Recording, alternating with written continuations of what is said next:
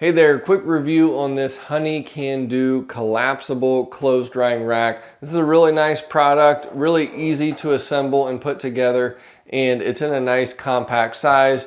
There are larger clothes drying racks out there, but the nice thing about this one is it really folds down into a nice compact size that's easy to store away in a closet, coat room, whatever, pantry. It's not going to take up a lot of space and very easy to deploy again. So see, this top piece folds out.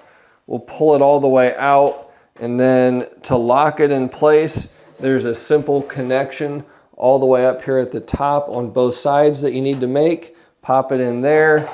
We'll flip it around, pop it in. Oopsie. Pop it in right there.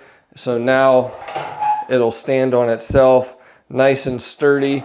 You can put a pretty decent amount of clothes on this.